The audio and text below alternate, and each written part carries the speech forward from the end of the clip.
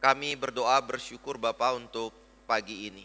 Di dalam kasih-Mu Engkau boleh memimpin kami kembali bersama-sama berbakti di hadapan Engkau. Di bulan Natal ini Engkau boleh karuniakan kepada kami kembali ya Bapa, suatu ingatan, suatu renungan, dan suatu kesadaran akan kasih karunia-Mu yang lebih besar dalam kehidupan kami di dalam Kristus. Kami saat ini akan mendengarkan firman-Mu. Kami mohon di dalam belas kasih-Mu dan kemurahan-Mu, Engkau boleh celikkan mata hati kami akan kebenaran-Mu yang rohani itu. Sehingga kami yang seringkali jatuh di dalam penglihatan secara duniawi ini, gagal untuk mengerti hal-hal rohani dalam kehidupan kami, boleh Engkau karuniakan pengertian untuk dapat lebih jelas melihat kebenaran-kebenaran-Mu yang seringkali kami anggap tidak real. Kami berdoa mohon di dalam cinta kasih-Mu, Engkau boleh tolong dan pimpin juga hamba-Mu di dalam menyampaikan firman Tuhan. Dalam nama Tuhan Yesus kami berdoa. Amin. Mari kita membuka dari Injil Lukas. Injil Lukas, kita baca dari ayat yang ke-26, pasal pertama.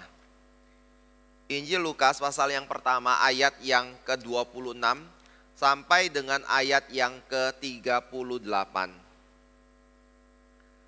Pemberitaan tentang kelahiran Yesus. Dalam bulan yang ke-6 Allah menyuruh malaikat Gabriel pergi ke sebuah kota di Galilea bernama Nazaret, kepada seorang perawan yang bertunangan dengan seorang bernama Yusuf dari keluarga Daud. Nama perawan itu Maria. Ketika malaikat itu masuk ke rumah Maria, ia berkata, "Salam, hai engkau yang dikaruniai Tuhan menyertai engkau." Maria terkejut mendengar perkataan itu, lalu bertanya di dalam hatinya, "Apakah arti salam itu?" Kata malaikat itu kepadanya, "Jangan takut, hai Maria, sebab engkau beroleh kasih karunia di hadapan Allah. Sesungguhnya engkau akan mengandung dan akan melahirkan seorang anak laki-laki, dan hendaklah engkau menamai dia Yesus. Ia akan menjadi besar dan akan disebut anak Allah yang maha tinggi. Dan Tuhan Allah akan mengaruniakan kepadanya tahta Daud bapa leluhurnya. Dan ia akan menjadi raja atas kaum keturunan Yakub sampai selama-lamanya, dan kerajaannya tidak akan berkesudahan." Kata Maria kepada malaikat itu, "Bagaimana hal itu mungkin terjadi, karena aku belum bersuami?" Jawab malaikat itu kepadanya, "Roh Kudus akan turun atasmu, dan kuasa Allah yang maha tinggi akan menaungi engkau. Sebab itu anak yang kau lahirkan itu akan disebut kudus, anak Allah. Dan sesungguhnya Elisabet, sanakmu itu, ia pun sedang mengandung seorang anak laki-laki pada hari tuanya, dan inilah bulan yang ke-6 bagi dia, yang disebut mandul itu. Sebab bagi Allah tidak ada yang mustahil." Kata Maria, "Sesungguhnya aku ini adalah hamba Tuhan, jadilah padaku menurut perkataanmu itu." Lalu malaikat itu meninggalkan dia. Bapak Ibu Saudara yang kasih Tuhan, pada waktu kita membaca perikop ini, maka perikop ini diawali dengan satu kalimat, dalam bulan yang ke-6 Allah menyuruh malaikat Gabriel pergi ke sebuah kota di Galilea bernama Nazaret. Bulan yang ke-6 itu dihitung dari apa? Yaitu dari pertama kali malaikat Gabriel atau malaikat yang sama diutus oleh Tuhan untuk menemui Zakaria, seorang imam yang melayani di bait Allah dan memiliki istri yang bernama Elisabet, untuk mengumumkan satu berita bahwa ia di hari tuanya akan mengandung seorang anak laki-laki. Seorang anak yang dijanjikan Allah sejak di dalam perjanjian lama, kalau dia akan datang dan membawa kuasa Elia untuk membawa atau memberitakan pertobatan bagi bangsa Israel, untuk mempersiapkan bagi jalan bagi seorang yang akan datang di belakang dari Yohanes Pembaptis itu. Dan di dalam kitab Maliaki dikatakan orang itu bukan sekedar manusia saja, bukan seorang yang lahir dari laki-laki dan perempuan, tetapi dia adalah seorang yang merupakan Allah sendiri yang akan datang di belakang dari Yohanes Pembaptis itu. Nah, ini adalah ceritanya, kesaksian, dan bukan hanya sekedar cerita kesaksian, tetapi ini adalah catatan sejarah dari peristiwa pada waktu Yesus Kristus dipersiapkan untuk lahir ke dalam dunia ini. Jadi 6 bulan setelah dari malaikat Gabriel mengumumkan kelahiran dari Yohanes Pembaptis atau kehamilan dari Elizabeth, ia datang untuk menemui Maria dan menyatakan kalau dia akan mengandung dan dia adalah seorang yang diberkati oleh Tuhan. Nah, di dalam kalimat ini, di situ dikatakan bahwa salam hai engkau yang dikaruniai, Tuhan menyertai engkau. Bapak Ibu Saudara yang kasih Tuhan, sebelum kita masuk lebih lanjut, mungkin saya berikan sedikit keterangan-keterangan sedikit, lalu kita akan menyimpulkan berkaitan dengan apa yang menjadi prinsip yang kita bisa ambil dari perikop ini ya. Di dalam Katolik, salam ini diterjemahkan menjadi salam hai engkau yang bukan dikaruniai, tetapi yang menjadi sumber karunia. Tapi kalau kita lihat di dalam bahasa Yunaninya, maka salam dari malaikat itu tidak pernah berarti engkau yang menjadi sumber karunia, yang membuat kita perlu berdoa kepadanya dan mengharapkan karunia dari Maria untuk diberikan kepada kita, atau mungkin karunia dari Tuhan melalui Maria untuk diberikan kepada kita. Tetapi ayat yang ini yang memiliki arti yang benar adalah salam hai engkau yang dikaruniai, Tuhan menyertai engkau. Jadi terjemahan LAI adalah terjemahan yang tepat di dalam hal ini. Maria adalah seorang yang mendapatkan karunia Tuhan di dalam hidupnya. Artinya adalah ketika Maria itu mengandung anak yaitu Yesus Kristus, maka itu bukan berarti dia menjadi sumber, tetapi dia bisa mengandung itu karena walaupun dia mungkin bisa dikatakan seorang yang saleh, seorang yang berkenan di hadapan Tuhan, tetapi tetap adalah seorang yang mendapatkan karunia dari Tuhan. Artinya apa? Karunia itu sesuatu yang diberikan oleh Tuhan, bukan berdasarkan hak orang itu untuk menerimanya. Bapak Ibu Saudara yang kasih Tuhan, saya percaya sekali kalau Maria juga adalah seorang yang saleh, benar, seorang yang kita perlu teladani, benar, seorang yang kita perlu hormati di dalam dia punya iman dan bagaimana dia berjalan mengikut Tuhan, itu benar.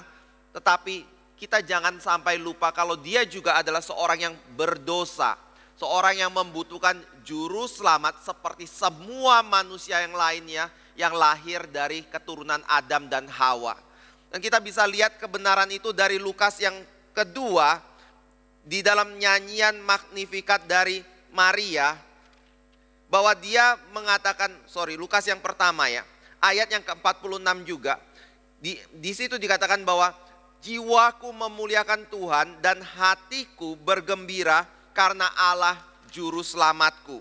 Jadi pada waktu Maria bertemu dengan Elizabeth di situ, dia juga mengaku kalau dia adalah seorang yang berdosa, seorang yang membutuhkan juru selamat, dan dia juga adalah seorang yang berarti membutuhkan kasih karunia Tuhan dan menantikan janji Tuhan bahwa suatu hari Mesias akan datang untuk menyelamatkan umatnya. Walaupun mereka punya konsep di dalam keselamatan itu berbeda dengan konsep dari apa yang diajarkan oleh Yesus Kristus. Di dalam orang-orang Yahudi punya pemikiran ketika Mesias datang, yang akan terjadi adalah kemenangan, yang akan terjadi adalah mereka akan menjadi suatu bangsa yang dipulihkan kembali kerajaannya. Mereka punya musuh-musuh akan takluk dan tidak berdaya di bawah pemerintahan dari Mesias itu. Dan mereka akan melihat Mesias itu duduk di atas tahta Daud dan mengalami kejayaan yang sangat hebat seperti mungkin masa Daud, masa Salomo, dan bahkan melampaui kejayaan itu. Di dalam konsep mereka tidak ada satu pengertian sepertinya bahwa ketika Mesias datang, maka Mesias akan menyelamatkan bangsanya. Mesias akan kemudian menyelamatkan dalam pengertian dosa bangsanya, umatnya itu ditebus melalui kematian di atas kayu salib. Nah, kita akan melihat secara lebih lanjut pemahaman ini di dalam Natal nanti di tanggal 26 Desember. Sehingga saya tidak akan melanjutkan pembahasan itu ya. Nah, di sini kembali kita katakan pada waktu si Maria itu mendapatkan kebenaran kalau Tuhan ingin bekerja di dalam hidup dia, itu adalah satu kebenaran yang kita percaya bukan karena Maria berhak menerimanya, karena dia lebih saleh, dia lebih baik, dia lebih berkenan di hadapan Allah dibandingkan dengan orang-orang Kristen yang lainnya. Tetapi karena dia mau dipakai oleh Allah untuk menjadi sarana atau rahimnya menjadi satu wadah untuk melahirkan juru selamat atau Mesias di dalam dunia ini. Makanya Maria di sini dikatakan bukan sumber karunia, tetapi dia adalah seorang yang mendapatkan karunia dari Tuhan Allah. Lalu yang berikutnya adalah di sini dikatakan malaikat kemudian berkata, "Jangan takut Maria." Karena apa? Karena engkau beroleh kasih karunia di hadapan Allah. Bapak Ibu Saudara yang kasih Tuhan, pada waktu kita mendengar kalimat ini mungkin kita tanya, kenapa kita tidak boleh takut kalau kita menerima kasih karunia Tuhan? Bukankah kasih karunia Tuhan itu adalah sesuatu yang harusnya membawa sukacita? Kenapa di sini si malaikat tidak berkata bersukacitalah Maria karena engkau adalah seorang yang mendapatkan kasih karunia dari Tuhan Allah. Melainkan yang dikatakan adalah jangan takut Maria karena engkau mendapatkan kasih karunia di hadapan Allah. Apakah karena penampakan Gabriel itu membuat rasa takut di dalam hidup dia? Seolah-olah ada seorang yang tiba-tiba muncul, makhluk supranatural yang membuat Maria merinding semua ketakutan karena melihat sesosok seperti hantu di hadapan dia, cuma ini malaikat begitu. Saya percaya mungkin ada faktor itu. Dia tiba-tiba dikagetkan oleh kemunculan satu pribadi, satu sosok di hadapan dia yang dia nggak kenal, seorang yang asing di hadapan dia. Tetapi juga di sisi lain, saya juga percaya karena berita yang disampaikan oleh malaikat ini dan konsekuensi dari Maria menerima berita itu bukanlah sesuatu yang mudah untuk dijalani oleh Maria. Bapak Ibu Saudara yang kasih Tuhan, kalau kita lihat paralelnya, yaitu kehamilan dari Elizabeth di masa tuanya, maka kita akan berkata bahwa kehamilan dari Elizabeth itu sesuatu yang bisa membawa kepada sukacita, sesuatu yang menggembirakan, sesuatu yang konsekuensinya tidak sebesar daripada kehamilan dari Maria ini. Kenapa? Karena Elizabeth punya suami. Karena mereka adalah orang-orang yang bisa dikatakan orang yang menjadi orang yang terpandang di masyarakat, imam, walaupun mereka ada cacat sedikit yaitu kemandulan dari Elizabeth itu. Tetapi sekarang di usia tuanya dia dikaruniakan oleh Tuhan seorang anak laki-laki. Itu membawa sukacita, itu bukan membawa suatu hal yang naif, najis atau sesuatu yang mencemarkan nama dari keluarga ini. Makanya saudara ketika melihat di dalam pasal berikutnya ketika Yohanes Pembaptis lahir, perikop berikutnya ya, di dalam ayat yang ke-57 sampai ayat yang ke-66, yang terjadi adalah seluruh keluarga berkumpul di situ, lalu seluruh keluarga turut bersukacita atas kelahiran Yohanes Pembaptis, dan bahkan ketika mereka melihat tiba-tiba terjadi satu mukjizat, papanya si Yohanes Pembaptis yang semula bisu selama 9 bulan itu tiba-tiba bisa berbicara kembali. Itu membuat mereka bertanya-tanya, kira-kira hari depan bayi ini seperti apa? Pasti ada suatu pekerjaan Tuhan yang luar biasa yang akan dikerjakan oleh anak yang baru dilahirkan itu.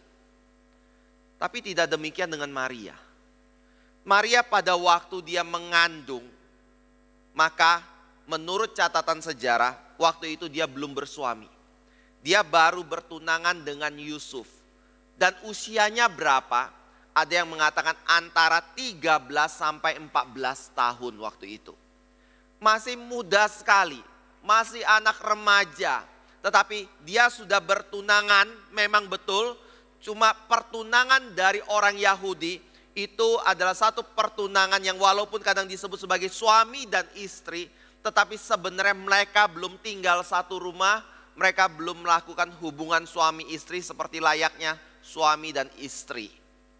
Jadi pada waktu itu Maria masih single, seorang yang belum mengenal laki-laki dalam hidup dia, dan malaikat Gabriel datang kepada dia berkata, engkau akan mengandung seorang anak laki-laki. Bapak Ibu saudara yang kasih Tuhan, saya percaya ini adalah satu berita yang mengkagetkan Maria luar biasa sekali. Tetapi sebagai gadis yang atau sebagai anak remaja yang ada yang mengatakan Maria itu suka berpikir dan meditasi, mendalam, merenungkan. Dia lebih baik di dalam pemikiran dia kerohanian dibandingkan si Zakaria ini. Mungkin dia adalah seorang yang secara pemikiran sudah mulai masuk ke dalam pemikiran yang lebih dewasa. Dan di dalam kondisi seperti itu, Maria mungkin mulai berpikir, saya kalau hamil, nggak ada suami, saya harus bagaimana mempertanggungjawabkannya. Ketika orang tanya kepada saya, itu anak siapa? Saya mau jawab apa? Anak dari Tuhan. Bapak Ibu saudara yang kasih Tuhan, di dalam sejarah orang Yahudi tidak pernah ada cerita yang namanya seorang perempuan yang tidak mengenal laki-laki, yang belum menikah itu bisa hamil sendiri.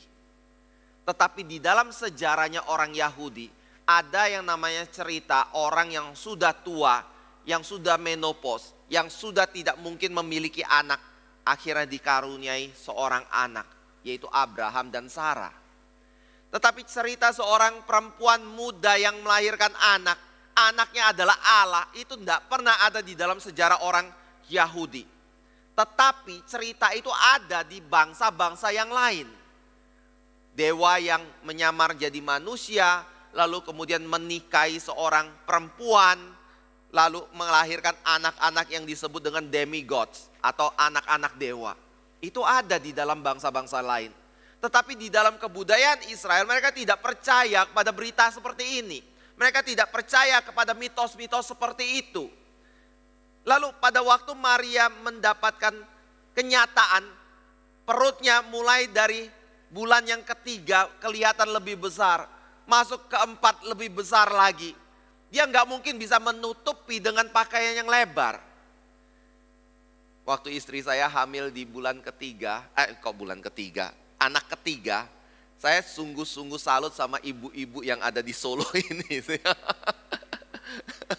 Mungkin karena ibu-ibu di sini sudah pada pengalaman kayak gitu ya. Di Jogja itu heran loh, hamil sampai 6 bulan ya. Nggak ada yang tahu kalau istri saya hamil 6 bulan. Karena mungkin dia pakai baju yang agak lebar, kadang kalau bawa Alkitab itu suka ditaruh di atas perutnya kayak gini, nggak ada yang lihat. Tapi dia nggak bisa lakukan itu di Solo. Begitu ibunya lihat langsung tahu, ibu hamil ya kayak gitu ya. Bapak Ibu saudara yang kasih Tuhan, makin besar perut kita nggak bisa tutupi. Walaupun ada sekarang jemaat kita juga yang ada di Jogja yang hamil, sudah cukup tua, dia bisa pakai baju yang lebar, baju yang panjang kayak gitu karena badannya nggak terlalu tinggi, nggak terlalu terlihat, tetapi tetap kelihatan. Cara pakaian, perut yang agak menonjol sedikit, penampilan yang berubah sedikit menjadi lebih gemuk kayak gitu ya mungkin. Itu bisa memperlihatkan kalau dia itu sedang hamil. Maria bagaimana? Mungkin awal mula dia bisa tutupi, tapi berapa lama dia bisa tutupi? Dan ketika usia masuk 6 bulan, 7 bulan mungkin, saya nggak tahu orang dulu ya pakainya lebar-lebar mungkin bisa tutupi lah ya. Tapi masuk 6-7 bulan itu pasti ketahuan. Mau bicara apa? Anak siapa ini? Itu yang kedua.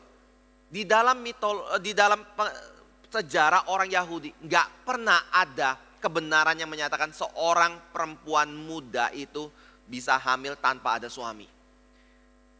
Lalu yang ketiga adalah ketika kita lihat asal kota dari Maria, dia bukan seorang yang berasal dari Yerusalem, tetapi dia adalah seorang yang berasal dari Galilea, Nazaret. Itu kota seperti apa? Satu hal yang pasti adalah kalau kita lihat di dalam Injil, maka Yohanes ya, di situ Nathanael bilang, tidak ada sesuatu yang baik dari Nazaret. Artinya apa? Artinya pada waktu mereka melihat hal-hal rohani, rujukan mereka tidak pernah kepada Nazaret Galilea. Tetapi rujukan mereka pasti ke arah Yerusalem. Karena Yerusalem tempat bait Allah berada. Yerusalem adalah tempat para imam berada, mendapatkan pendidikan mereka, studi mereka untuk dipersiapkan menjadi imam yang melayani Tuhan. Di Yerusalem ada tempat di mana studi dari teologi untuk mempersiapkan ahli-ahli Taurat untuk bisa mengajarkan firman Tuhan di sana. Tetapi di Galilea nggak ada itu. Di Nazaret, apalagi sebuah kota kecil yang ada di Galilea, bagaimana mungkin ada sesuatu yang baik muncul dari situ? Bapak Ibu Saudara yang kasih Tuhan, artinya adalah kalau andai kata Maria berbicara, ini saya hamil, betul saya hamil. Tetapi tolong percaya bahwa bayi ini bukan hasil dari perselingkuhan saya, tetapi bayi ini adalah hasil perbuatan dari Allah Roh Kudus di dalam kehidupan saya. Kira-kira orang mau percaya tidak? Bahkan Yusuf pun yang begitu dekat dengan Maria, calon suaminya, nggak percaya kalau bayi itu adalah dari Tuhan. Dia bisa tetap menikahi Maria karena ada intervensi dari Tuhan yang menyatakan diri dalam mimpi kepada Yusuf kalau dia harus menikahi Maria karena bayi itu bukan hasil perselingkuhan. Tetapi itu adalah dari Allah. Baru dia melakukan itu. Itu sebabnya kalau kita baca di dalam Injil Yohanes pasal yang ke-8. Ketika Yesus Kristus sudah besar, ketika dia melayani kepada orang banyak. Yang dipermasalahkan orang banyak adalah engkau adalah anak zina, kami adalah anak Abraham. Bapak Ibu Saudara yang kasih Tuhan, saya percaya beban yang ada di pundak Maria itu tidak ringan, tapi sangat berat sekali. Dia harus menghadapi keluarganya yang mungkin mempertanyakan kesalehan dia dan kesucian hidup dia. Dia harus menghadapi keluarga dari mertuanya yang berharap mungkin anaknya bisa menikah dengan si Maria ini dan membangun sebuah keluarga yang baik-baik. Ternyata seorang yang dikira baik-baik itu adalah seorang yang mungkin tidak setia dalam hidupnya, seorang yang punya pria simpanan dalam hidupnya. Mungkin dia nggak suka Yusuf, tapi dia tidak mau mengaku bahwa dia nggak suka Yusuf. Akhirnya dia selingkuh terlebih dahulu agar Yusuf kemudian menceraikan dia. Bersyukurnya dia hidup di zaman Romawi, di mana orang Yahudi tidak boleh sembarangan melakukan hukum mati kepada seorang yang berdosa. Kalau mereka harus melakukan hukuman mati, maka mereka harus membawa orang itu ke hadapan pengadilan dari orang Romawi terlebih dahulu, seperti yang dilakukan oleh kelompok Sanhedrin kepada Yesus Kristus. Bapak Ibu Saudara yang kasih Tuhan, beda ceritanya kalau mereka masih hidup di dalam zaman di mana raja-raja yang memimpin, raja-raja yang setia. Mungkin pada waktu itu Maria sudah dirajam mati karena dia tidak setia. Bukan hal yang mudah. Maria harus menghadapi pertanggungjawaban atau mempertanggungjawabkan kehamilannya di dalam keluarga, di kecil inti, di dalam keluarga mertua, dan bahkan juga di dalam masyarakat di mana dia tinggal. Makanya saya percaya ketika malaikat itu berkata, jangan takut Maria, engkau adalah seorang yang dikaruniai di hadapan Tuhan.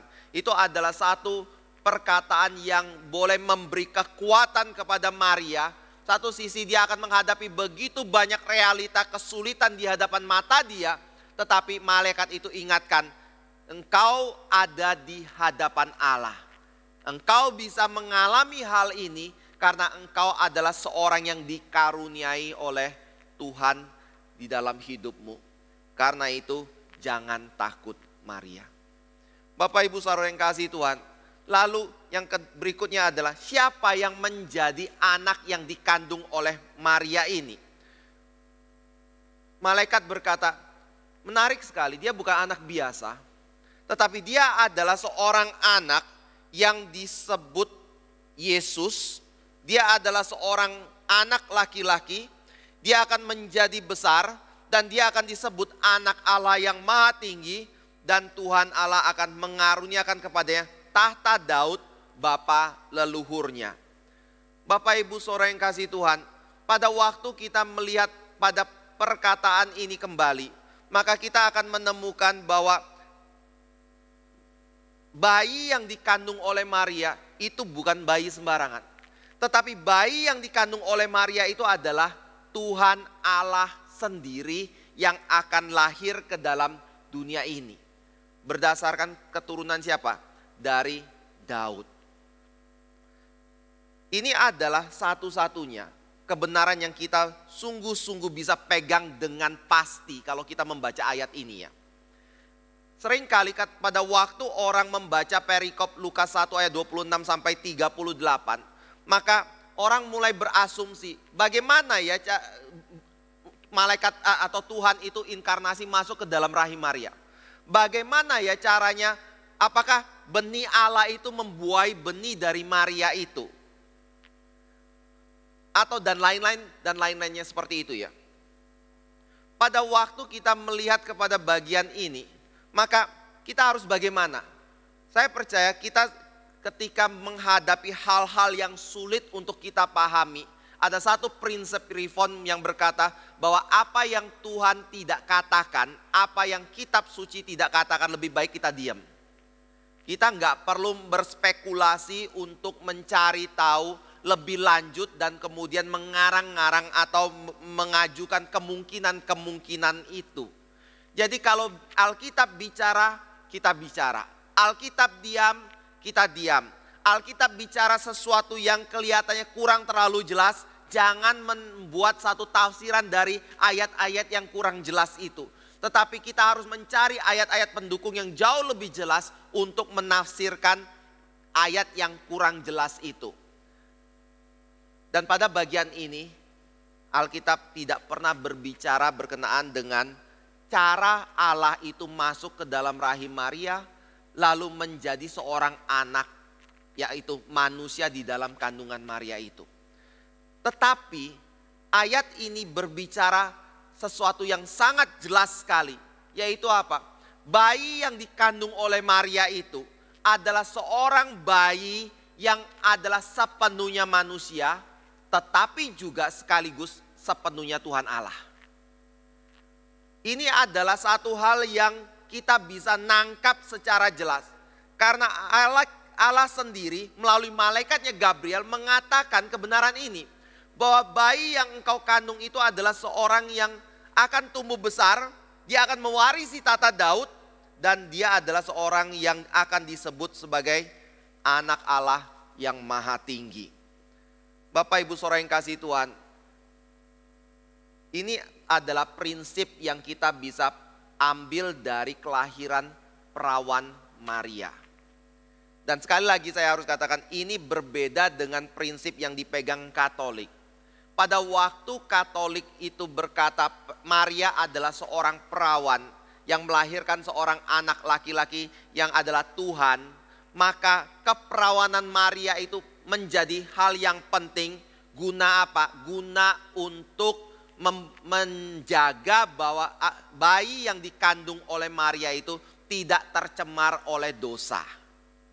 Jadi yang membuat bayi Maria itu tetap suci dan kudus itu adalah karena peran Maria yang adalah seorang perawan itu. Sehingga bayi itu tetap suci dan kudus. Secara enggak langsung mereka mau mengatakan bahwa keperawanan seorang perempuan itu menyatakan kalau dia adalah seorang yang tidak berdosa. Selain daripada prinsip itu, mereka ingin meninggikan Maria sampai kepada satu kedudukan di mana dia disebut sebagai ibunya Tuhan. Makanya kesucian dia, keperawanan dia itu sangat dipertahankan sekali di dalam pengajaran dari gereja Katolik. Tetapi di dalam gereja Reform, di dalam pengajaran dari orang-orang Protestan, kita tidak melihat keperawanan itu menjadi sesuatu yang menjaga kekudusan Yesus Kristus. Sesuatu yang membuat dia bisa dikatakan sebagai seorang yang layak disebut sebagai ibunya Tuhan. Dan bahkan sampai di sorga dia masih memiliki jabatan yang begitu tinggi itu. Tetapi keperawanan Maria itu berkaitan dengan siapa yang menjadi identitas bayi yang dikandung oleh Maria itu. Maksudnya adalah kalau Maria perawan, hasil kandungan dia itu pasti bukan dari laki-laki dan perempuan. Kalau bukan dari laki-laki dan perempuan, itu dari mana? Satu hal yang pasti, itu pasti suatu pekerjaan supranatural atau Tuhan Allah. Tetapi Alkitab menyatakan lebih lanjut. Itu bukan hanya hasil pekerjaan Tuhan yang seperti mencipta Adam dan Hawa tanpa papa dan mama kayak gitu. Atau Adam tanpa papa dan mama. Atau Hawa hanya dari laki-laki begitu. Tetapi Allah juga mau mengatakan bahwa kelahiran anak itu atau kandungan dari Maria itu adalah anak Allah sendiri. Atau Allah yang inkarnasi menjadi manusia.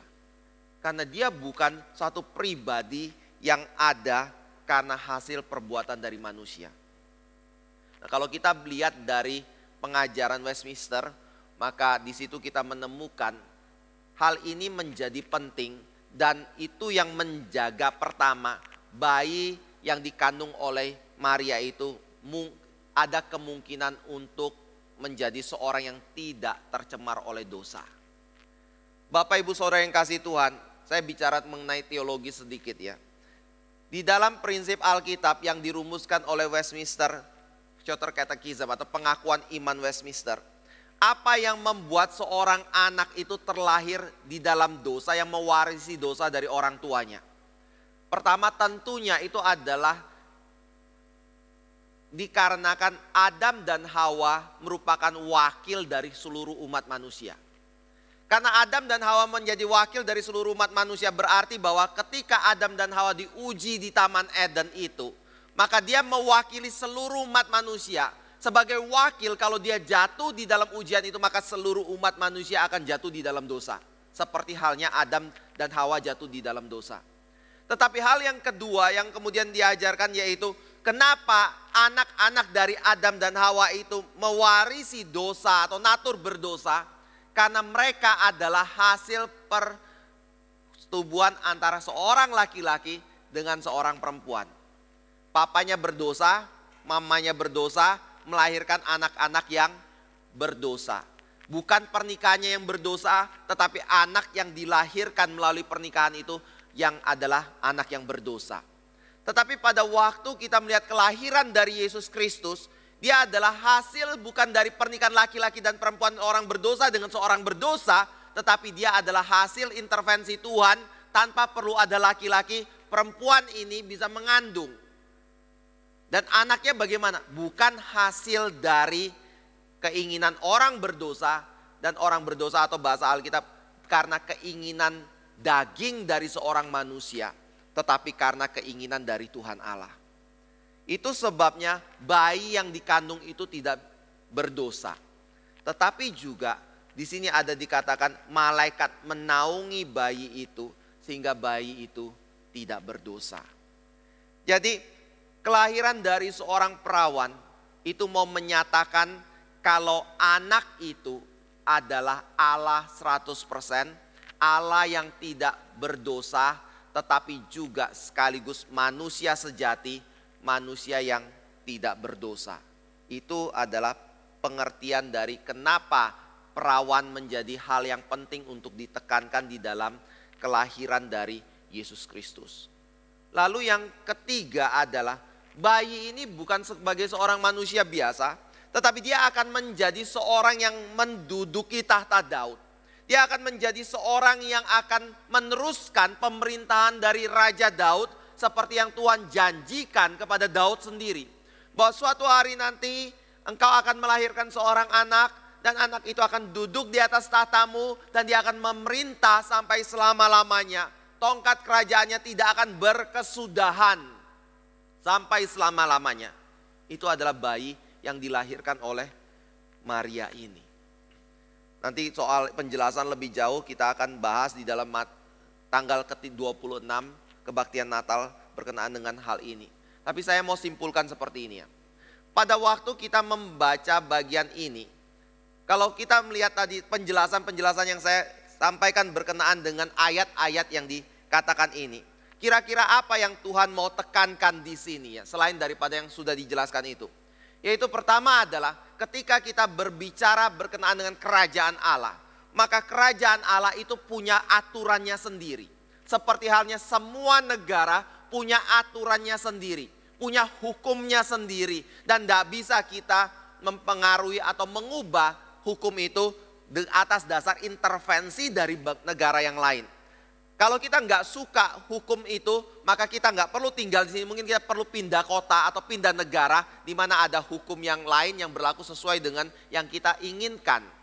Di Indonesia sendiri saya kadang lihat ada kerancuan.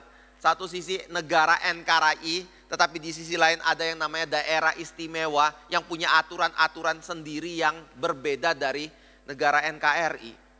Tapi ada satu hal yang saya salut sekali adalah di Indonesia punya keberanian untuk menegakkan satu prinsip atau satu hukum yang bertentangan atau yang berbeda daripada bangsa atau negara yang lain.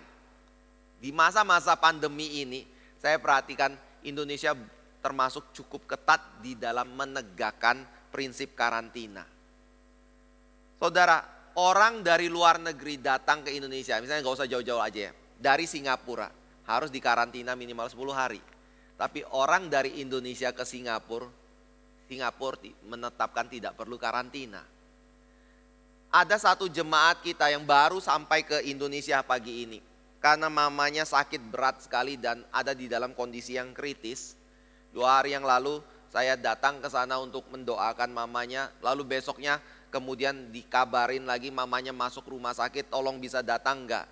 Mendoakan, saya datang untuk mendoakan lagi. Lalu setelah itu sore harinya saya dapat kabar mamanya sudah harus masuk ke ICU dan tidak boleh pulang lagi ke rumah. Karena detak jantungnya tidak berirama baik. Dan irama detak jantung yang kacau itu adalah irama yang paling berbahaya untuk seorang manusia.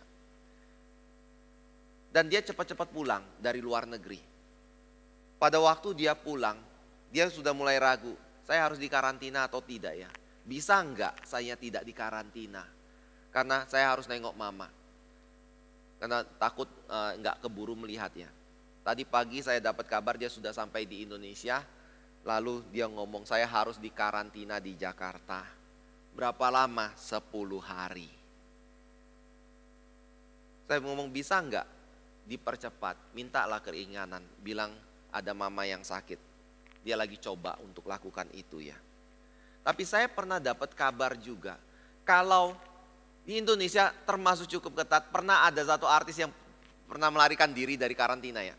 Akhirnya diancam penjara seperti itu. Bapak Ibu Saudara yang kasih Tuhan. Semua negara punya hukumnya sendiri. Dan hukum itu harus ditegakkan. Begitu juga dengan kerajaan Allah. Ada prinsip-prinsip yang berlaku di dalam kerajaan itu yang membedakan kerajaan itu dari kerajaan dunia. Dan kalau kita adalah orang-orang yang ada di dalam kerajaan itu, maka kita juga adalah orang-orang yang harus tunduk di bawah prinsip dari kerajaan itu atau hukum-hukum dari kerajaan itu. Dan kita perlu mengenali hukum-hukum itu untuk bisa menjadi seorang warga negara kerajaan itu yang baik dan berkenan di hadapan Allah atau Tuhan Yesus yang menjadi raja dari kerajaan itu. Lalu hukumnya meliputi apa saja? Yang pertama adalah kerajaan itu bekerja di dalam kehidupan dari orang-orang yang dianggap rendah. Orang-orang yang dianggap bukan orang yang penting, yang hebat, yang terpandang. Tetapi orang-orang yang lemah, yang kecil, yang berdosa. Itu adalah prinsip pertama. Tadi Pak William di dalam pembacaan Matius 1 ada bicara tentang di dalam silsilah Yesus Kristus ada nama-nama yang dicantum sebagai orang-orang yang penting seperti Daud, Salomo, orang-orang yang besar. Ada nama-nama yang dicantum sebagai orang-orang berdosa seperti misalnya Tamar, kemudian Rahab, Batsheba. Ada nama-nama dari orang-orang yang sama sekali kita tidak kenal. Yang dicantum juga, saudara bisa lihat itu pasca dari pembuangan Babel ketika mereka kembali. Di situ ada disebutkan nama lagi Zerubabel dan seterusnya. Banyak kan dari mereka kita nggak kenal sama sekali siapa mereka dan tidak dicatat di dalam Alkitab sama sekali. Sampai akhirnya Yusuf muncul di situ dan Maria muncul di situ. Dan kita mengenal mereka pun karena ada Alkitab yang mencatat berkenaan dengan mereka. Lalu Pak William berkata itu menyatakan Tuhan mampu bekerja melampaui dari keterbatasan manusia, begitu ya. Saya percaya itu adalah statement yang benar. Tuhan mampu bekerja melalui keterbatasan dari manusia. Tetapi saya juga mau menekankan seperti ini. Selain daripada Tuhan mampu bekerja melalui keterbatasan dari manusia, kalau kita telusuri dari silsilah Yesus Kristus, ternyata dia bukan seorang yang memilih untuk lahir dari keturunan yang bernama atau sebagai seorang yang merupakan pejabat tertinggi atau raja di dalam negara ini. Tetapi dia memilih untuk lahir dari garis keturunan orang-orang yang, kalau kita sebagai orang tua mungkin gak rela kalau anak kita menikah sama orang yang memiliki garis keturunan seperti itu. Keturunan bapak leluhur daripada Yesus Kristus siapa? Pelacur, orang yang incest, orang yang merebut istri orang lain, bangsa asing, orang yang tidak terkemuka sama sekali, gak ada jabatannya. Tetapi Yesus Kristus memilih untuk lahir dari garis keturunan itu. Maksudnya apa? Maksudnya adalah dia mau mengidentikan dirinya bukan dengan orang ternama saja, tetapi orang ternama yang berdosa dan juga orang yang kecil yang adalah pendosa-pendosa yang seharusnya dikucilkan dari masyarakat dan tidak boleh ada bagian di dalam kehidupan keluarga kita. Itu Yesus Kristus. Kenapa dia memilih hal ini? Dia melakukan hal ini. Saya percaya sebabnya karena memang prinsip kerajaan Allah itu berbeda dari prinsip dunia. Kalau saudara ingin orang menjadi menantumu, saudara pasti cari orang yang latar belakangnya baik kan. Kalau saudara ingin mencari karyawan di dalam pekerjaanmu, saudara akan mencari seorang seperti apa? Saya percaya kita akan cari orang yang skillful, orang yang punya kepandaian, orang yang mahir, orang yang punya kecekatan, orang yang punya kemampuan, orang yang terpandang, seperti orang yang bisa dipercaya. Itu yang kita akan panggil, kita akan pilih, kita akan seleksi, lalu kita akan tempatkan dia di dalam pekerjaan yang kita percayakan kepada diri dia. Tapi Bapak Ibu Saudara yang kasih Tuhan, pada waktu Yesus Kristus memilih orang-orang yang ada di dalam kerajaannya, atau pada waktu Allah Bapa menentukan siapa yang akan ada di dalam kerajaannya, lalu kemudian siapa yang akan dipercayakan suatu pekerjaan yang besar sekali di dalam dunia ini untuk meneruskan pekerjaan dari Yesus Kristus, maka Alkitab berkata justru dari antara mereka tidak banyak yang terpandang, tidak banyak yang kaya atau terkemuka, tetapi orang-orang yang kecil, orang-orang yang tidak dikenal, orang-orang yang mungkin bisa dikatakan miskin di dalam kehidupan mereka. Saudara bisa lihat itu di dalam 1 Korintus. Orang Yahudi menghendaki mukjizat, orang Yunani menghendaki bukti atau ya orang Yahudi menghendaki tanda, orang Yahudi menghendaki satu bukti tertentu dalam hidup dia. Pembuktian yang bijaksana, pembuktian yang logis seperti itu berkenaan dengan salib Kristus. Tetapi kita justru percaya kepada salib yang dianggap hina baik oleh orang Yahudi dan lemah baik oleh orang Yahudi dan Yunani. Bapak Ibu Saudara yang kasih Tuhan, sebabnya karena apa? Karena Tuhan memiliki prinsip yang berbeda dari prinsip dunia di dalam bekerja. Maria sendiri bukan orang yang luar biasa. Kalau kita lihat pada waktu hari ke-8, Yesus Kristus dibawa ke bait Allah untuk disunat. Seperti tradisi Musa yang diajarkan. Maka kita menemukan pada waktu itu Yusuf dan Maria bukan membawa seekor domba. Bukan membawa seekor lembu untuk dipersembahkan.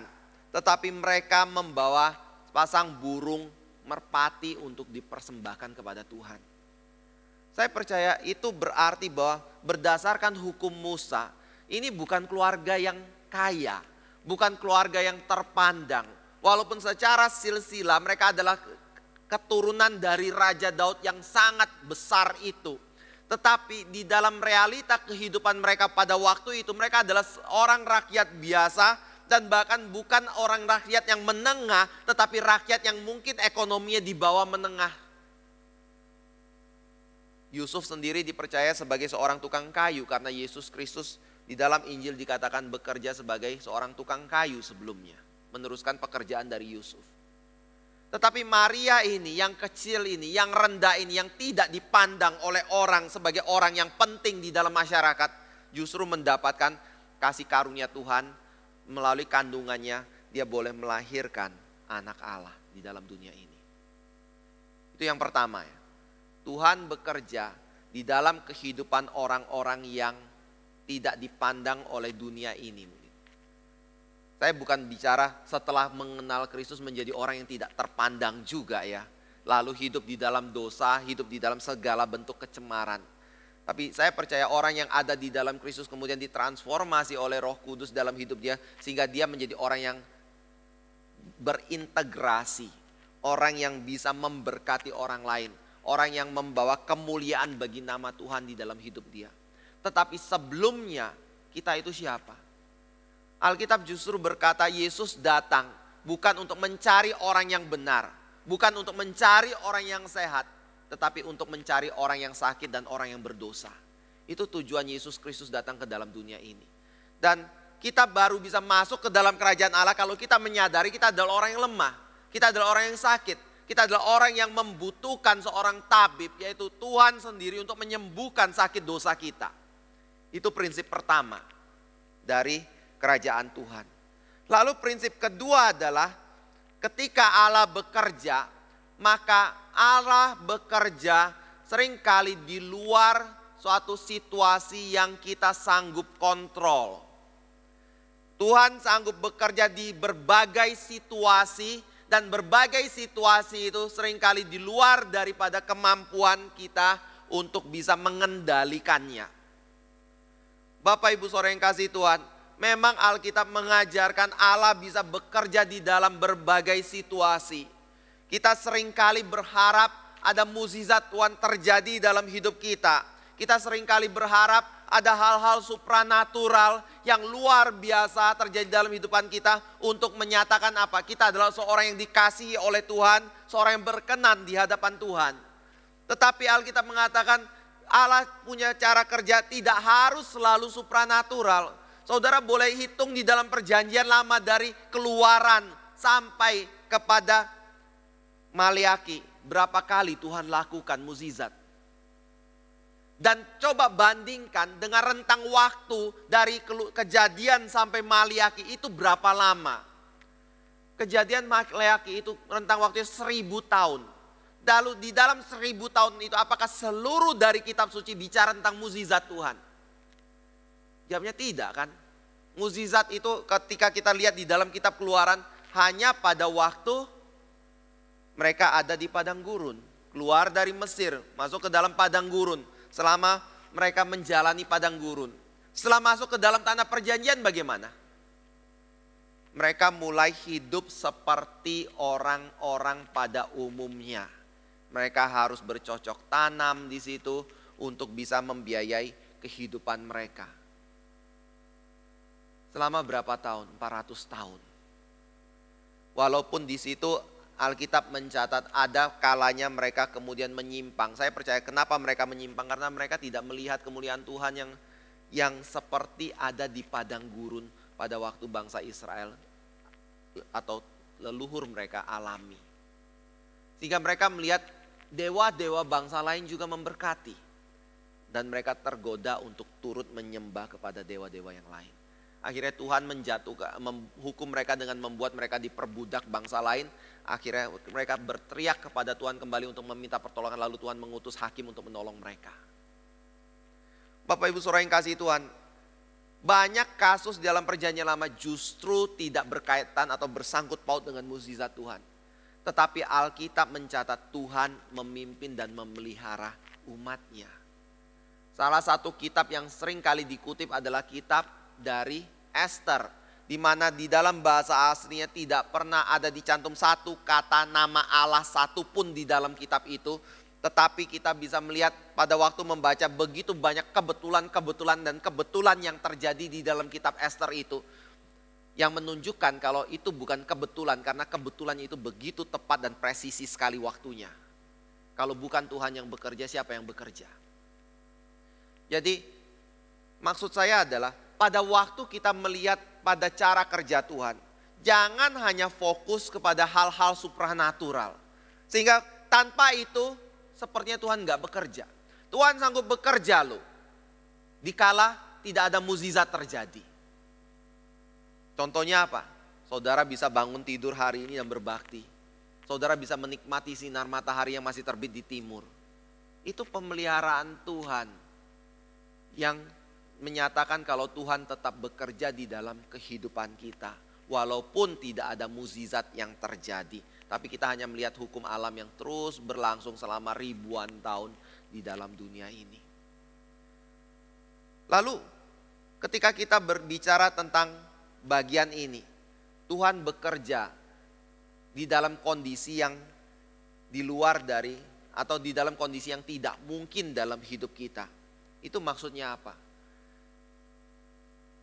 Maksudnya adalah pertama, Tuhan bisa bekerja seperti halnya yang dia lakukan kepada Maria.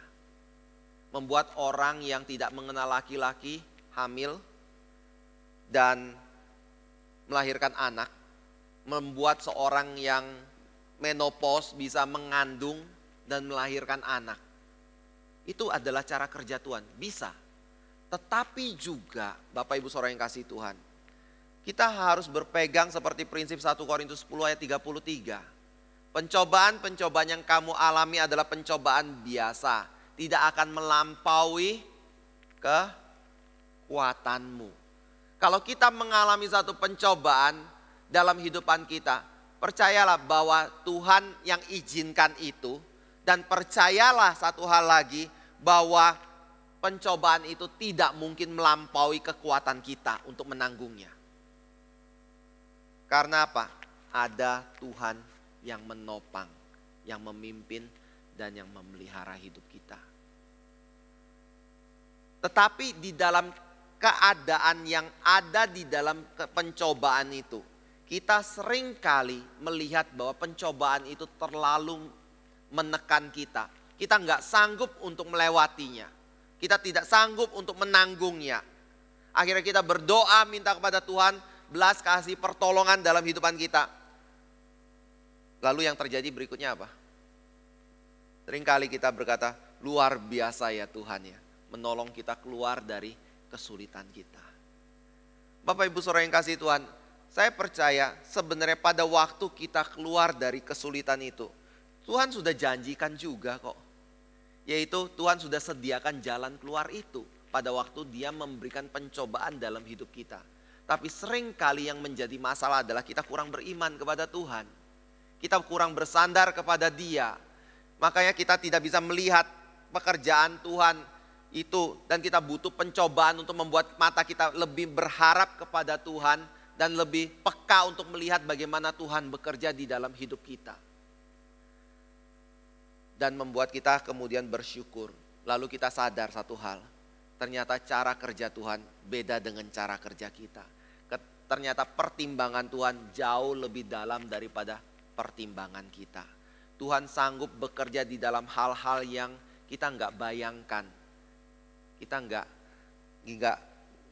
pernah berpikir kita harus melalui itu dan mungkin keadaan yang kita tidak ingin melaluinya. Bapak Ibu Saudara yang kasih Tuhan, saya percaya kalau Maria ada kemungkinan untuk memilih keadaan, dia akan memilih hamil boleh. Tapi tolong dong semua resiko dari kehamilan itu saya nggak perlu tanggung. Atau kalau dia ada kemungkinan memilih antara hamil di luar dari pernikahan dengan hamil di dalam pernikahan laki-laki dan perempuan. Ada kedua kemungkinan itu. Mungkin dia akan memilih saya hamil dengan ada seorang suami. Tetapi yang terjadi adalah Tuhan nggak memberikan kesempatan untuk memilih. Tuhan hanya memberikan kepada Maria satu pilihan, yaitu sesuatu yang sebenarnya dia nggak bisa milih, tapi dia harus terima bahwa dia harus mengandung seorang anak, yaitu anak Allah sendiri. dengan segala problema yang akan menyertai kehamilan itu. Artinya apa? Bapak Ibu Saudara yang kasih Tuhan, ketika Allah bekerja, satu sisi Allah sanggup bekerja di dalam hal-hal keadaan yang kita tidak pernah bayangkan sama sekali. Tetapi juga ketika Allah bekerja di dalam kehidupan kita, jangan berpikir segala sesuatu akan baik dan lancar.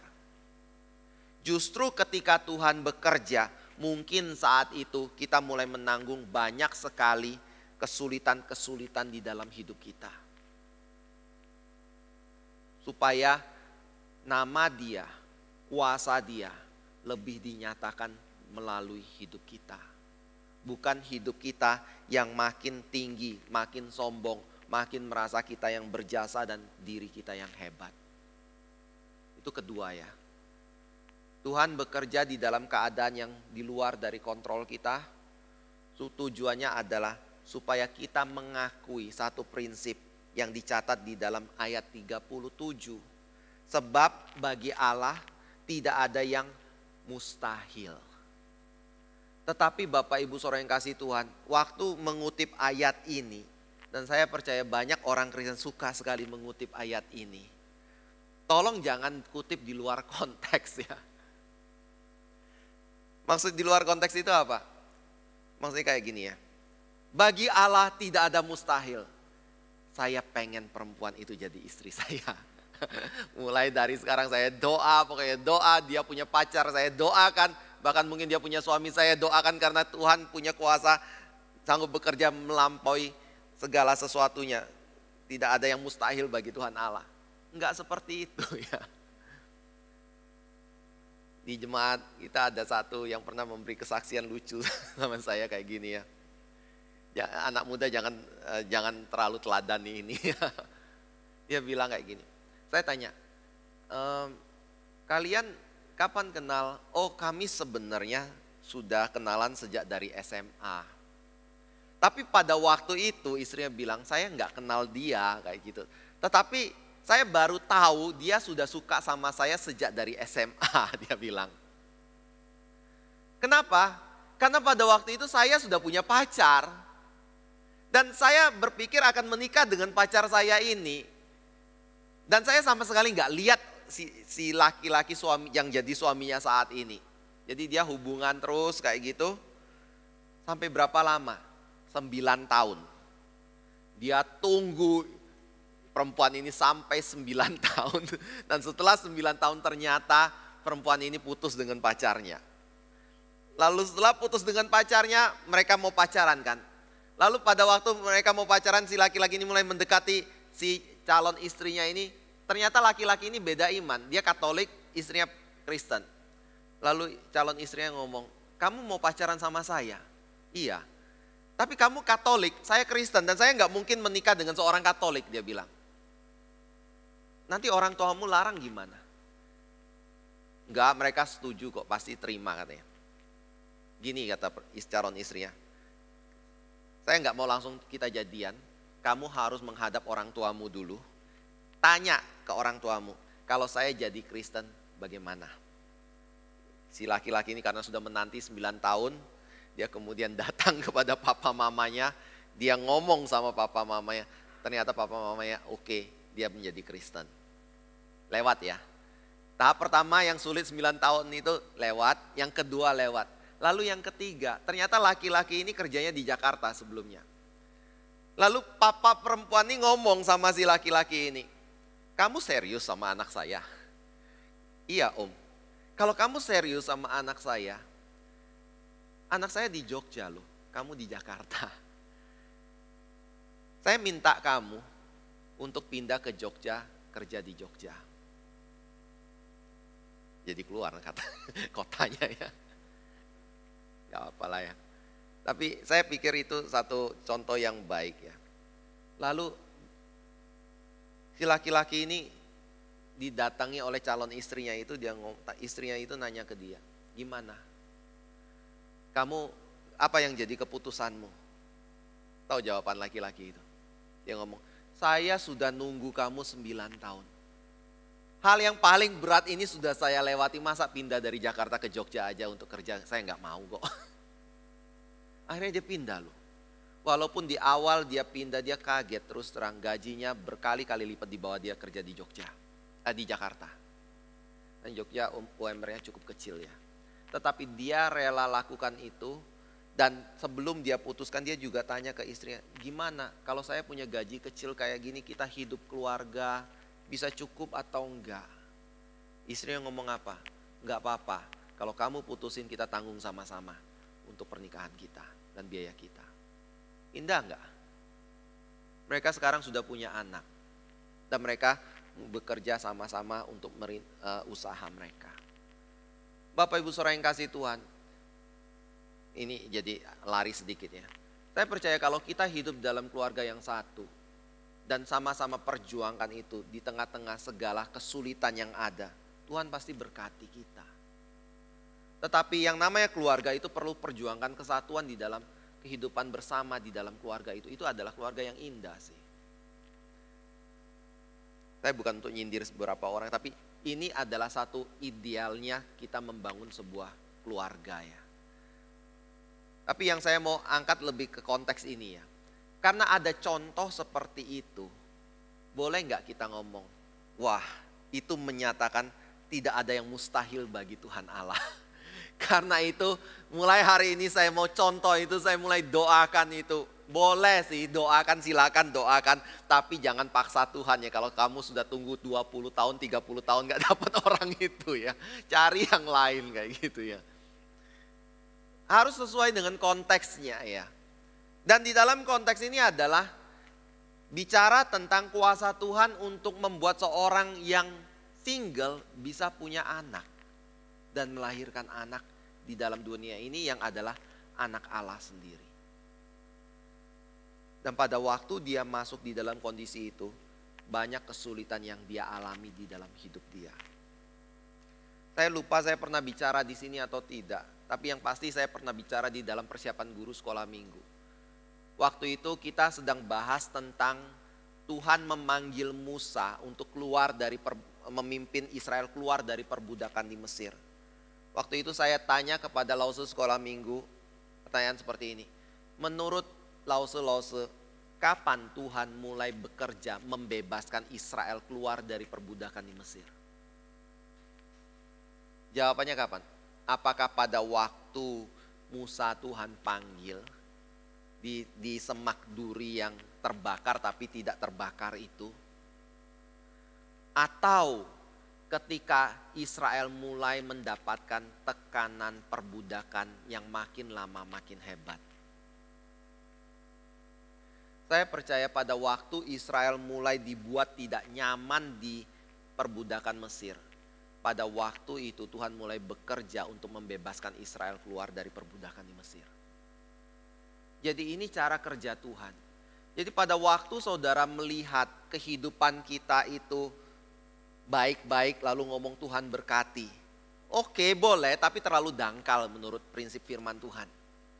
Kalau saudara melihat seorang Kristen yang hidupnya penuh dengan penderitaan, lalu saudara mulai menghakimi mereka dengan berkata, kamu pasti kurang beriman, kamu ada dosanya. Itu juga menyatakan pemahaman kita akan firman terlalu dangkal. Mungkin orang itu enggak berdosa. Justru mungkin orang itu yang sangat beriman kepada Tuhan, sangat saleh kepada Tuhan, sangat taat kepada Tuhan. Tetapi hidupnya penuh dengan kesulitan karena Tuhan izinkan hal itu terjadi. Karena Tuhan ingin membentuk dia dan mempersiapkan untuk suatu pekerjaan tertentu. Seperti halnya Ayub atau yang lainnya. Bapak Ibu Saudara yang kasih Tuhan, pada waktu Tuhan bekerja, satu hal yang pasti. Mungkin kita tidak tahu apa yang Tuhan sudah persiapkan untuk kita atau ingin kita lakukan. Tetapi satu hal yang pasti, Tuhan sanggup membuat yang mustahil itu menjadi hal yang terjadi. Dan kita harus punya iman seperti ini di dalam mengikut Kristus.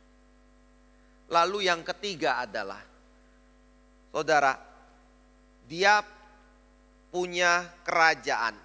Dan kerajaan dia itu bukan kerajaan yang sementara, melainkan kerajaan yang kekal. Dan saya percaya ini juga adalah hal yang kalau kita pikir-pikir itu sesuatu yang sulit untuk kita bisa terima. Bagaimana caranya sebuah kerajaan itu bisa kekal selama-lamanya? Karena di dalam realita kita hidup di dalam dunia ini, yang namanya kerajaan dan bangsa itu ada batasnya. Semua ada titik akhirnya. Saudara bisa lihat misalnya Mesir di zaman Israel diperbudak atau zaman Yusuf, sekarang sudah nggak ada lagi. Edom di mana? Nggak ada lagi. Romawi di mana? Nggak ada lagi. Roma yang sekarang bukan Roma pada zaman Yesus Kristus. Raja-raja yang besar seperti Babel dulu yang membuang Israel ke perbudakan, Asyur, itu sekarang sudah nggak ada sama sekali. Negara yang besar, raja yang besar dan berjaya bisa Tuhan turunkan di dalam posisi yang tidak ada artinya sama sekali. Tetapi bangsa yang kecil bisa Tuhan naikkan kedudukannya, atau seorang yang kecil bisa Tuhan naikkan duduknya menjadi seorang raja yang besar. Dan saya percaya Yesus Kristus adalah seorang yang bagi dunia nggak diperhitungkan sama sekali. Lahir dari seorang keluarga yang miskin, yang kerjaan papanya hanya seorang tukang kayu, papa angkatnya itu yang ketika memberikan persembahan hanya bisa 2 ekor burung merpati untuk dipersembahkan kepada Tuhan Allah. Sekarang dia akan mewarisi tahta Daud. Kok bisa ya? Dan bahkan tahta Daud itu bukan sesuatu yang akan dipegang secara sementara, tetapi selama-lamanya tanpa batas waktu.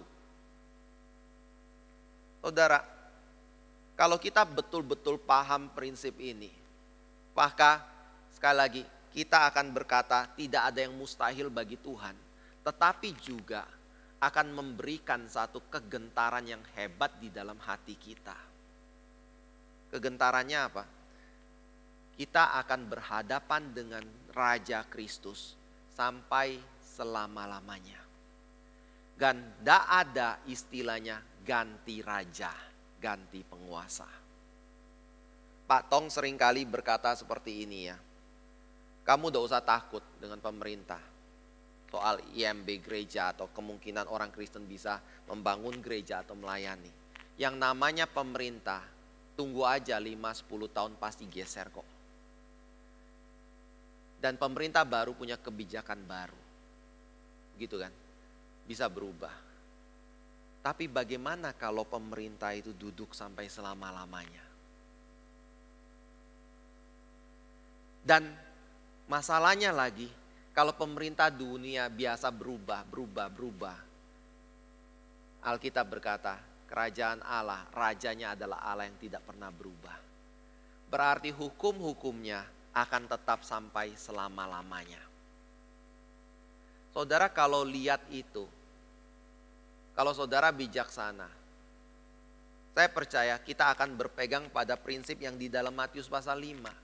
Ketika engkau memiliki seorang musuh dalam hidupmu, apa yang kau lakukan? Engkau akan datang kepada dia, meminta perdamaian dengan diri dia sebelum musuhmu itu menjatuhkan satu bencana di dalam hidupmu. Saudara, kita punya Raja Yesus Kristus atau Tuhan kita itu Yesus Kristus. Itu bukan sekedar Tuhan dalam pengertian dia adalah pencipta. Tetapi dia adalah juga Raja di mana dia memiliki otoritas kuasa berdaulat dan hukum-hukum yang harus dijalankan. Terutama keadilan dan kebenaran selain daripada kasih. Nah pada waktu kita memahami dan mendengar bahwa Kristus itu adalah seorang Raja yang akan memerintah di dalam kerajaannya sampai selama-lamanya. Sesuatu yang bertolak belakang dengan pemerintahan yang ada di dalam dunia ini. Saudara perlu merenungkan, saudara akan berhadapan dengan dia sebagai saudara atau sebagai hakim. Alkitab berkata, di dalam Kristus, kalau setiap orang yang percaya kepada Yesus Kristus, Yesus adalah saudara dia yang sulung. Dia adalah mediator kita yang berdosa di hadapan Allah yang suci. Dan ketika dia berdiri di atas atau duduk di atas tahta pengadilan dia tidak melihat kita sebagai musuh yang harus dihakimi, tetapi sebagai saudara yang akan diberkati dan diberikan hidup yang kekal. Tetapi di sisi lain ada yang namanya kambing, ada yang namanya orang-orang yang melawan Tuhan, Ada orang-orang yang tidak mau tunduk di bawah otoritas kuasa dari pemerintahan Yesus Kristus. Dan pada waktu itu apa yang akan terjadi? Mereka akan terus berada di dalam penolakan Tuhan, bukan di dalam batas waktu tertentu, tetapi di dalam batas waktu yang tidak ada akhirnya. Ini bicara tentang kerajaan Allah. Dia akan menjadi penguasa sampai selama-lamanya. Itu sebabnya saya tadi tanya kepada saudara, ketika engkau hidup, Yesus itu siapa? Tuhanmu, rajamu, sahabatmu, atau Tuhanmu tetap, rajamu tetap, tapi hakimmu yang akan menghakimi engkau dengan hukuman kekal sampai selama-lamanya. Karena pada waktu kita bicara tentang kelahiran Kristus di dalam dunia ini, maka itu berarti pasti ada penghakiman. Karena Yesus yang datang ke dalam dunia ini sudah berjanji, kedatanganku yang pertama adalah untuk menyelamatkan orang yang berdosa. Tetapi kedatanganku yang kedua adalah untuk menghakimi manusia yang berdosa. Itu sebabnya pada waktu kita melihat pada kelahiran Kristus, jangan hanya berhenti pada kelahiran Kristus berita sukacita. Semua kelahiran pasti ada akhirnya. Kedatangan Kristus yang pertama ada kedatangan Kristus yang kedua. Dan dia akan datang sebagai siapa kita. Itu yang menjadi satu hal yang kita perlu gumulkan, renungkan di dalam Natal kita. Apakah dia adalah sahabat kita, saudara kita yang sulung, Tuhan kita, Raja kita, ataukah dia adalah hakim kita. Kiranya Tuhan boleh berkati kita ya. Mari kita masuk dalam doa. Kami kembali berdoa bersyukur Bapa untuk firman yang boleh Engkau berikan bagi kami. Yang Engkau boleh berkati kami dengan suatu iman yang melihat pada kuasa Tuhan yang sanggup menjadikan yang tidak mungkin menjadi mungkin di dalam kehidupan kami.